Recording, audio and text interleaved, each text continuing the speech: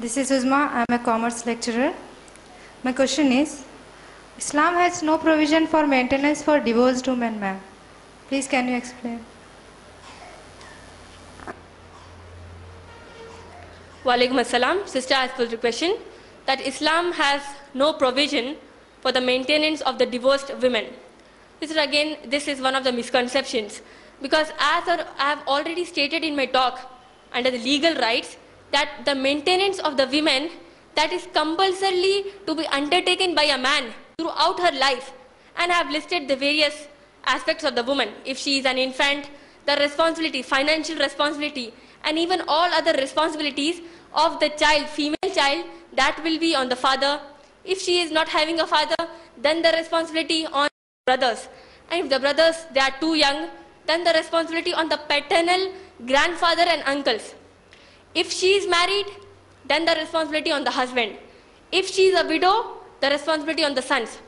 Coming to your question, if she is a divorcee, there is no maintenance, as you said.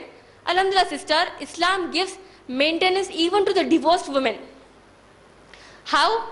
If a woman, she gets divorced, and when she is having that, she waits for the 3 menstruations in the same husband's house, within the waiting period, the responsibility is on the same husband who divorces her. Within the waiting period. After the waiting period, the girl, she has to return to the parents' house, and the responsibility will be fulfilled by the parents, sons or the brothers, whoever she is having. And in the case she gets married to another person after the waiting period is completed, then the responsibility is on that person to whom she gets married. And even if she is having no one after she gets divorced, then if she is in an Islamic country, then the Islamic government, that will be responsible for the financial caretaking of the girl. And if it is not an Islamic country like India, where Quran is not the law of the land, then the remaining people of the Muslim community, they will be responsible for the maintenance of the girl.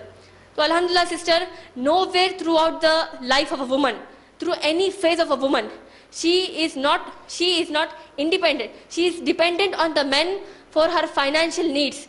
She need not be dependent on herself. She needs to go out and strive for her own. If she wants to do a job, alhamdulillah. But financially, she is supported by a man in every phase of her life. I hope I answered that question.